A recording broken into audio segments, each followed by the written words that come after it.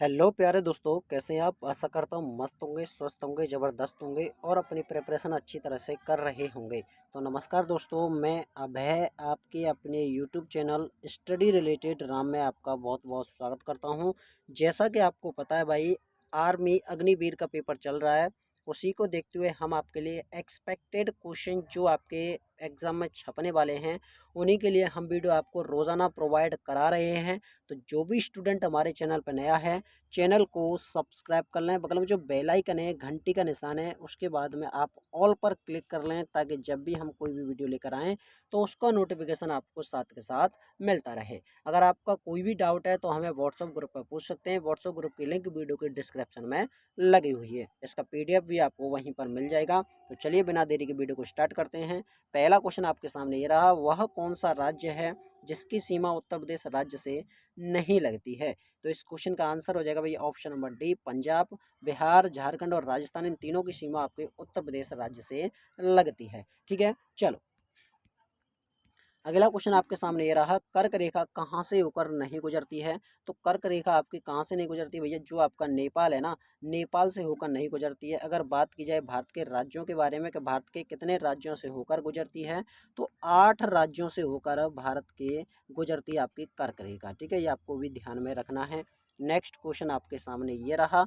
अगला क्वेश्चन है, 23 दिसंबर 2017 को प्रारंभ ग्राम गंगा परियोजना निम्न में से किस योजना का एक भाग है। तो वो हो जाएगा भैया आपका कौन सा, नमामि गंगा हो जाएगा। ठीक है, तो ऑप्शन नंबर क्या जाएगा, option number B, Namami Ganga इस क्वेश्चन का राइट आंसर हो जाएगा। अगर इसके बारे में पूछा जाए कि इसकी शुरुआत कब की गई थी, इसका आरंभ कब किया गया था नमामि गंगा का, तो 23 दिसंबर 2017 में इसका आरंभ किया गया था। ठीक है, चलेगा। अगला क्वेश्चन आपके सामने ये रहा। अगला क्वेश्चन है, एक माइक्रोन किसके बराबर होता है। तो एक माइक्रोन होता है आपका 0.001 मिमी के ग्राम होता है। ठीक है, तो ऑप्शन नंबर डी इस क्वेश्चन का राइट आंसर हो जाएगा। अगर मैं आपसे पूछूं कि एक एमबी, क्या एक एमबी बराबर कितना होता है, तो एक एमबी बराबर होता है 1024 केबी होता है। ठीक है, अच्छा एक जीबी, एक जीबी बराबर कितना होता है, एक जीबी। ठीक है, एक जीबी बराबर कितना होता है, तो एक जीबी बराबर होता है 1024 एमबी होता है। ठीक है, ये भी आपको नोट कर लेना है। ये भी क्वेश्चन आपका सीधा का सीधा छपने वाला है। आगे बढ़ेंगे अगले क्वेश्चन की तरफ। अगला क्वेश्चन है, किसी निकाय द्वारा कार्य करने की दर क्या कहलाती है। तो किसी निकाय द्वारा कार्य करने की दर शक्ति कहलाती है। अगर मैं आपसे पूछूं कि शक्ति का मात्रक क्या होता है, तो वॉट शक्ति का मात्रक होता है। ऊर्जा और भैया आपका एक कार्य होता है, इन दोनों का मात्रक क्या हो जाएगा, तो इन दोनों का मात्रक हो जाएगा भैया आपका जूल हो जाएगा, इन दोनों का मात्रक। ठीक है, बल के बारे में बात कीजिए कि भैया बल का मात्रक क्या होता है, तो भैया बल का मात्रक आपका न्यूटन होता है। ठीक है, ये आपको ध्यान में रखना है। अगर मैं आपसे पूछूं इसमें, जैसे आपका किलोग्राम है, क्या है किलोग्राम, किसका मात्रक होता है भैया, द्रव्यमान का। किसका, द्रव्यमान का। ठीक है, चलेगा। इसी में बात करेंगे भैया, आपका जो मीटर होता है, मीटर किसका मात्रक होता है, तो मीटर होता है आपका लंबाई का। किसका, मीटर किसका मात्रक होता है, लंबाई का मीटर मात्रक होता है। ठीक है, ये आपको ध्यान में रखना है। आगे बढ़ेंगे अगले क्वेश्चन की तरफ। अगला क्वेश्चन आपके सामने ये रहा, शादी सगुन योजना किस मंत्रालय द्वारा संचालित किया जा रहा है। तो वो किया जा रहा है आपका अल्पसंख्यक द्वारा। ऑप्शन नंबर सी इस क्वेश्चन का बिल्कुल सही जवाब हो जाएगा। अगला क्वेश्चन आपके सामने ये रहा। अगला क्वेश्चन है, संविधान के मौलिक अधिकार में कौन सा अधिकार शामिल नहीं किया गया है। तो वो ये जो काम करने का अधिकार है, वो आपका शामिल नहीं किया गया है। ऑप्शन नंबर सी इस क्वेश्चन का बिल्कुल सही जवाब हो जाएगा। आगे बढ़ेंगे अगले क्वेश्चन की तरफ। अगला क्वेश्चन है, राज्यसभा के सदस्यों का कार्यकाल कितना होता है। तो राज्यसभा के जो सदस्यों का जो कार्यकाल होता है, वो आपके 6 वर्ष का होता है। 5 वर्ष किसका होता है, तो भैया आपका जो लोकसभा होती है ना, क्या लोकसभा का कार्यकाल 5 वर्ष का होता है। लोकसभा के सदस्य बनने के लिए न्यूनतम आयु कितनी होनी चाहिए, तो 25 वर्ष होने चाहिए। और राज्यसभा के सदस्य को बनने के लिए न्यूनतम आयु 30 वर्ष होनी चाहिए। अगर आपसे ये पूछा जाए इसका गठन कब होता है, 1952 में इसका गठन होता है। अगर राज्यसभा के बारे में बात की जाए कि राज्यसभा का गठन कब होता है, 1952 में इसका राज्यसभा का गठन होता है। ठीक है, अब बात की जाए जो आपका राज्यसभा है, राज्यसभा कौन से आर्टिकल में आता है, आर्टिकल 80 में आता है। और लोकसभा के बारे में बात की जाए कि भैया लोकसभा है, लोकसभा कौन से आर्टिकल में आता है, आर्टिकल भैया 81 में आता है। और संसद के बारे में पूछा जाएगा भैया संसद है, संसद कौन से आर्टिकल में आता है, 79 मतलब 79 में आता है। ये दोनों अंग आपके लोकसभा और राज्यसभा किसके हैं, संसद के हैं, ठीक है। अगर आपसे इसमें और एक क्वेश्चन और बढ़ा दिया जाए जैसे राज्यसभा के बारे में, तो भैया राज्यसभा की अधिकतम सीटें कितनी हैं, राज्यसभा की सीटें कितनी होती हैं, तो भैया 250 होती हैं। और लोकसभा की अधिकतम सीटें कितनी होती हैं, तो 552 होती हैं। और वर्तमान में कितनी है, तो 543 आपकी वर्तमान में है, ठीक है। ये भी आपको नोट कर लेनी है। राज्यसभा का सभापति कौन होता है, उपराष्ट्रपति होता है। कौन होता है, उपराष्ट्रपति होता है। मैं आपको इतना डीपली क्यों करा रहा हूँ, क्योंकि आपके क्वेश्चन सीधे के सीधे यहीं से छपेंगे। और लोकसभा का जो आपका सभापति है वो कौन है, तो भैया वो हो जाएगा, अध्यक्ष कौन हो जाएगा, तो ओम बिरला जी हो जाएंगे वर्तमान में। तो इस क्वेश्चन का आंसर हमारा ऑप्शन नंबर सी हो जाएगा। 6 बार से इस क्वेश्चन का सही जवाब हो जाएगा। अगला क्वेश्चन आपके सामने ये रहा, मानव शरीर में भोजन के पाचन के संदर्भ में लाइपेज का स्राव कहाँ होता है, तो लाइपेज का स्राव होता है आपका अग्नाशय में। कहाँ पर, अग्नाशय में। अगर आपसे इसमें एक क्वेश्चन और बढ़ा दिया जाए कि जो आपका पाचन करने की क्रिया है वो कहाँ से स्टार्ट होती है, तो वो होती है आपकी मुख से। कहाँ से, मुख से। जब आप कोई खाना खाते हो तो खाना खाने की शुरुआत कहाँ से होती है भैया, चबाने की शुरुआत कहाँ से होती है, तो मुख से होती है, ठीक है। तो ये भी आपका क्वेश्चन पूछ लिया जाएगा। ऑप्शन नंबर सी इस क्वेश्चन का बिल्कुल सही जवाब हो जाएगा। अगला क्वेश्चन आपके सामने ये रहा, किसी राज्य विधानसभा में अधिकतम कितने सदस्य हो सकते हैं। विधानसभा के बारे में बात की जाए तो भैया 500 हो सकते हैं। सबसे ज़्यादा विधानसभा की सीटें किसकी हैं, तो भैया यूपी की हैं। यूपी में कितनी हैं, तो यूपी में भैया आपकी 100 हैं। सबसे ज़्यादा सीटें किसकी हैं, यूपी में सबसे ज़्यादा हैं, ठीक है। ये आपको ध्यान में रख लेना है। अगला क्वेश्चन आपके सामने ये रहा। अगला क्वेश्चन क्या है, भारत में नागरिकता किस सिद्धांत पर आधारित होती है, तो वो होती है आपकी आधारित होती है, तो भैया वो होती है आपकी जन्म तथा रक्त का सिद्धांत है। ऑप्शन नंबर सी इसका राइट आंसर हो जाएगा। इन दोनों पर होती है, जन्म स्थान का सिद्धांत है, रक्त का सिद्धांत है, तो ऑप्शन नंबर सी इसका सही जवाब हो जाएगा। अच्छा, भारत में नागरिकता कैसी है, तो भैया एकल, क्या है, एकल नागरिकता है, ठीक है। एकल नागरिकता है हमारे भारत में। और ये आपके कहाँ से ली गई है, ब्रिटेन देश से लिया गया है, ठीक है। चलिए आगे बढ़ेंगे अगले क्वेश्चन की तरफ। अगला क्वेश्चन आपके सामने ये रहा, केंद्रीय मंत्रीगण सामूहिक रूप से किसके प्रति उत्तरदायी होते हैं, तो इस क्वेश्चन का आंसर हो जाएगा लोकसभा के द्वारा। किसके द्वारा, लोकसभा। लोकसभा का मैंने आपको बता दिया, इसका गठन 1952 में होता है। राज्य और यहाँ पर राज्यसभा का गठन 1952 में होता है। राष्ट्रपति कौन से आर्टिकल में आता है, आर्टिकल 52 में आता है। उसमें कहा गया है कि भारत का एक राष्ट्रपति होगा, ठीक है। चलिएगा नेक्स्ट क्वेश्चन आपके सामने ये रहा। अगला क्वेश्चन है, विश्व का सबसे बड़ा लिखित संविधान किस देश का है, तो वो हो जाएगा आपका भारत का है। और ध्यान रखना इसको भैया क्या है, तैयार कब किया गया था, तो तैयार हुआ था आपका 26 क्या है सॉरी यहाँ पर 26 नवंबर, ठीक है। 26 नवंबर 1949 में आपका ये तैयार हुआ था। और इसको लागू कब किया गया था, तो 26 जनवरी 1950 में इसको लागू किया गया था। 26 जनवरी 1950 में इसको लागू किया गया था। ये आपको ध्यान में रख लेना है। तो ऑप्शन नंबर ए इस क्वेश्चन का राइट आंसर हो जाएगा।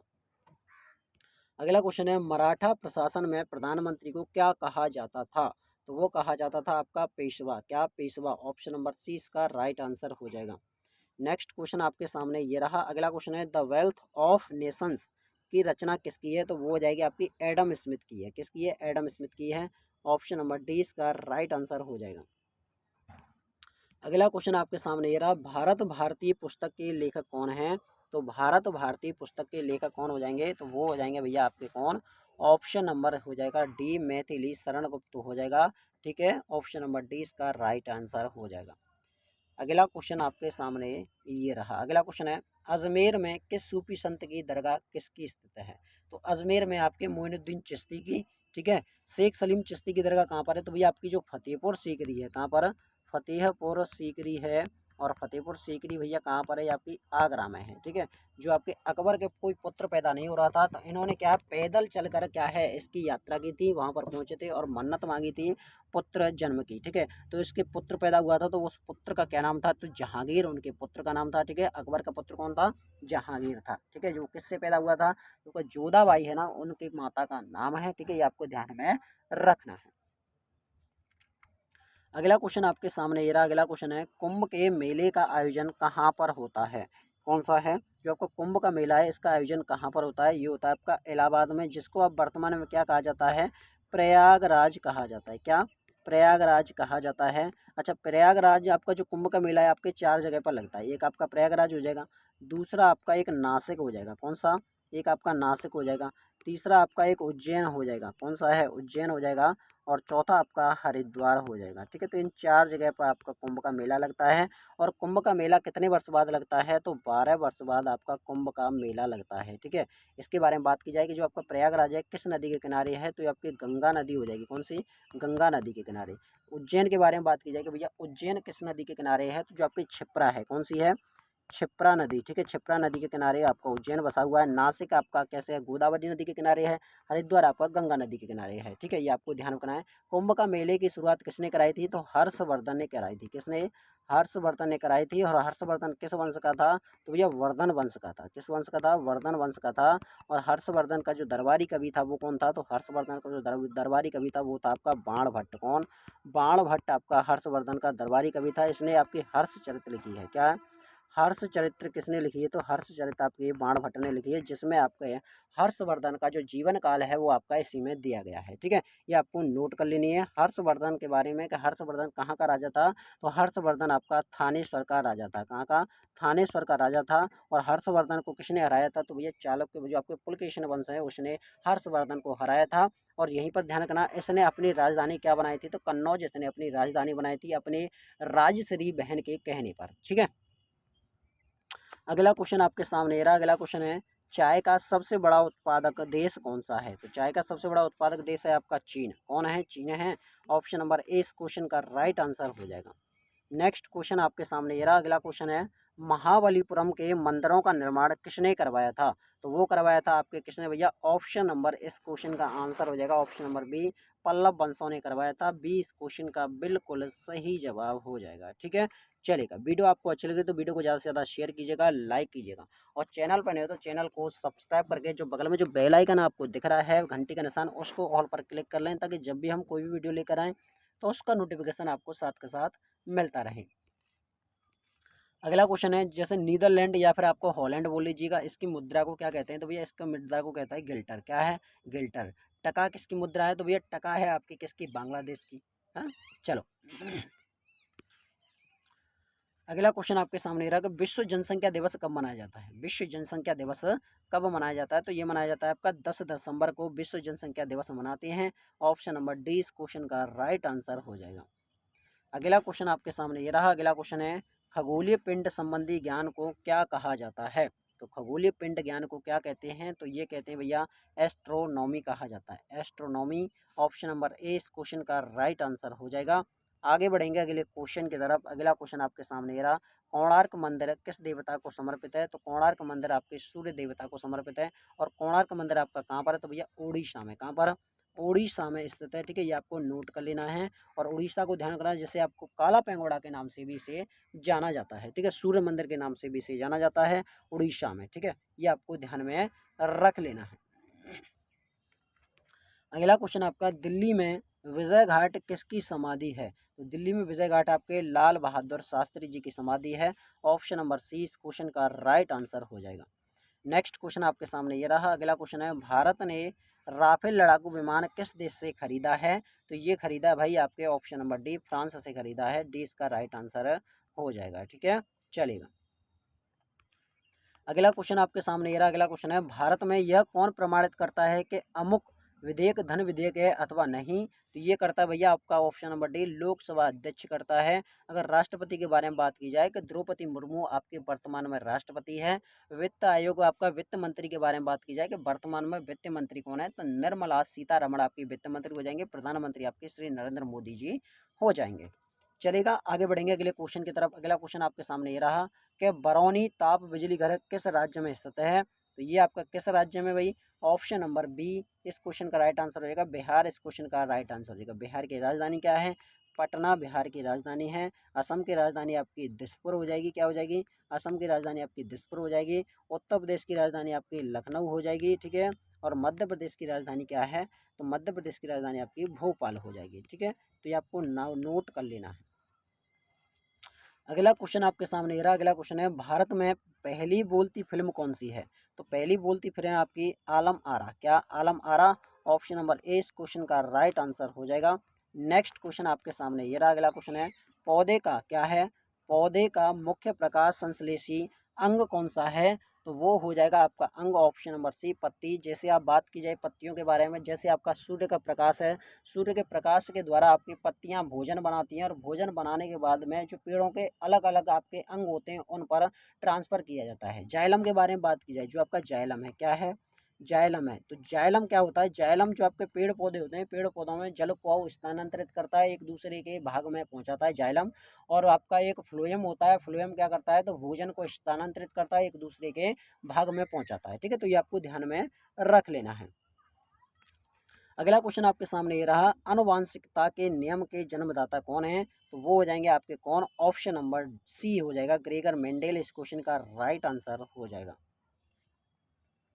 अगला क्वेश्चन आपके सामने ये रहा कि रिजर्व बैंक ऑफ इंडिया की स्थापना कब हुई थी, तो रिजर्व बैंक ऑफ इंडिया की स्थापना 1 अप्रैल 1935 में होती है। अगर इसके बारे में हेडक्वार्टर के बारे में बात की जाए, आरबीआई का, किसका, आरबीआई का हेडक्वार्टर कहाँ पर है, तो इसका भैया हेडक्वार्टर पड़ता है आपका मुंबई में। कहाँ पर, मुंबई में पड़ता है। मुंबई से पहले इसका हेडक्वार्टर कहाँ पर था, तो 1937 में ट्रांसफ़र किया गया था भैया आपका कोलकाता था पहले, क्या था, कोलकाता पहले था, लेकिन 1937 में इसको ट्रांसफ़र कर दिया गया और क्या कर दिया गया, मुंबई कर दिया गया। अब मैं आपसे पूछूं कि आरबीआई के 25वें वर्तमान में गवर्नर कौन है, तो वो हो जाएंगे आपके शक्तिकांत दास हो जाएंगे। ठीक है, ये आपको नोट कर लेना है। ठीक है, कौन हो जाएंगे, शक्तिकांत दास जी हो जाएंगे वर्तमान में गवर्नर। इसके बारे में बात की जाए कि भैया इसका राष्ट्रीयकरण है, इसका राष्ट्रीयकरण कब किया गया था, 1949 में इसका राष्ट्रीयकरण किया गया था। आरबीआई को क्या कहा जाता है भैया, बैंकों का बैंक आरबीआई को कहा जाता है। नोट की छपाई कौन करता है, तो आरबीआई नोटों की छपाई करता है। ठीक है, ये आपको नोट कर लेना। ऑप्शन नंबर ए इस क्वेश्चन का राइट आंसर होगा, 1 अप्रैल 1935। चलो भैया, अगला क्वेश्चन है, सर्वोच्च न्यायालय के किस न्यायाधीश पर असफल महाभियोग चलाया गया था, तो ये चलाया गया था आपका रामास्वामी पर। ऑप्शन नंबर डी इस क्वेश्चन का राइट आंसर हो जाएगा। नेक्स्ट क्वेश्चन आपके सामने ये रहा। अगला क्वेश्चन है, शेयर बाजार घोटाले की जांच करने वाली संयुक्त संसदीय समिति की अध्यक्षता किसने की थी, तो ये की थी भैया आपके किसने, ऑप्शन नंबर क्या हो जाएगा, ऑप्शन नंबर, इस क्वेश्चन का राइट आंसर हो जाएगा option number A Ramniwas Mirdha. इस क्वेश्चन का सही जवाब हो जाएगा, option number A will be the right answer. Next question your screen now. औद्योगिक क्रांति कहाँ से आरंभ हुई थी, तो ये हुई थी आपकी कहाँ से भैया, ये हुई थी आपकी इंग्लैंड से आरंभ हुई थी। ऑप्शन नंबर ए इस क्वेश्चन का राइट आंसर हो जाएगा। नेक्स्ट क्वेश्चन आपके सामने ये रहा। अगला क्वेश्चन है, किस राज्य को भारत का अन्न भंडार कहा जाता है, तो वो कहा जाता है आपके पंजाब को, किसको, पंजाब को। ठीक है, ये आपको ध्यान में रखना है। बिहार की राजधानी के बारे में बात करेंगे तो पटना हो जाएगी। पंजाब की राजधानी हो जाएगी चंडीगढ़, क्या हो जाएगी, चंडीगढ़ हो जाएगी। राजस्थान की राजधानी हो जाएगी आपकी जयपुर, कौन सी हो जाएगी, जयपुर, जिसको हम पिंक सिटी के नाम से जाना जाता है। उत्तर प्रदेश की राजधानी हो जाएगी लखनऊ। ठीक है, ये आपको ध्यान में रख लेना है। अगला क्वेश्चन आपके सामने ये रहा, तापमान के केल्विन पैमाने पर जल का क्वथनांक कितना होता है, तो 373 क्वथनांक होता है। Option number C will be the right answer. अगला क्वेश्चन आपके सामने ये रहा। अगला क्वेश्चन क्या है, गुजरात विजय की यादगार में अकबर ने किसका निर्माण कराया था, तो वो करवाया था आपका बुलंद दरवाजा का। और बुलंद दरवाजा आपका कहाँ पर है, फतेहपुर सीकरी में बुलंद दरवाजा है। ठीक है, फतेहपुर सीकरी बसाई किसने थी, तो अकबर ने फतेहपुर सीकरी बसाई थी। ये आपको नोट कर लीजिए। जामा मस्जिद कहाँ पर है, तो दिल्ली में आपकी जामा मस्जिद है। चलेगा, इस क्वेश्चन का अगला क्वेश्चन आपके सामने ये रहा, निम्नलिखित में से किस पुरस्कार को भारतीय राष्ट्रपति प्रदान करता है, तो भैया इन सभी को करता है। अगर बात की जाए भारत रत्न के बारे में कि अभी तक कितने व्यक्तियों को भारत रत्न दिया गया है, तो अभी तक आपके 48 व्यक्तियों को दिया गया है और 5 व्यक्तियों को अभी घोषित किया गया है 2024 में। तो टोटल मिलाकर आपके व्यक्ति कितने हो जाते हैं, तो 53 आपके व्यक्ति हो जाते हैं। अगर मैं आपसे पूछूं कि भारत रत्न की स्थापना कब होती है, तो भैया 2 जनवरी 1954 में, कब, 2 जनवरी 1954 में इसकी स्थापना होती है। किसके द्वारा की गई थी, तो उस टाइम पर आपके भारत के जो राष्ट्रपति थे वो थे आपके डॉक्टर राजेंद्र प्रसाद, उनके द्वारा। अब 3 व्यक्तियों को सबसे पहले दिया गया था। एक तो है आपके डॉक्टर सर्वपल्ली राधाकृष्णन, सबसे पहले किसको दिया गया था, डॉक्टर सर्वपल्ली राधाकृष्णन को दिया गया था। एक आपके सीवी रमन हो जाएंगे, कौन हो जाएंगे, सीवी रमन हो जाएंगे। और ये आपके सी राजगोपालाचारी हो जाएंगे, सी राजगोपालाचारी हो जाएंगे। तो आपके इन 3 व्यक्तियों को दिया गया है। अभी तक आपके कितने, 48 व्यक्तियों को, और 5 व्यक्तियों को अभी घोषित किया गया है, मतलब नामित किया गया है। ठीक है, चलेगा, आगे बढ़ते हैं अगले क्वेश्चन की तरफ। अगला क्वेश्चन आपके सामने ये रहा कि मानवीय अधिकारों की सार्वभौमिक घोषणा कब की गई थी, तो इस क्वेश्चन का आंसर भाई हमें कमेंट बॉक्स में बताना कि इस क्वेश्चन का आंसर क्या हो जाएगा। आज की आपको वीडियो कैसी लगी कमेंट बॉक्स में छाप देना। वीडियो अच्छी लगी हो तो वीडियो को लाइक करना, शेयर करना यार दोस्तों के साथ, और चैनल पर नहीं तो चैनल को सब्सक्राइब करने के बाद में जो बगल में जो बेल आइकन है, घंटी का निशान आपको दिख रहा होगा, उसको ऑल पर क्लिक कर लें। तब तक आप ऑल पर क्लिक नहीं करोगे तो हमारा वीडियो का नोटिफिकेशन आप तक नहीं पहुँचेगा। ठीक है, मिलते हैं भाई नेक्स्ट वीडियो में, तब तक के लिए जय हिंद दोस्तों, जय भारत।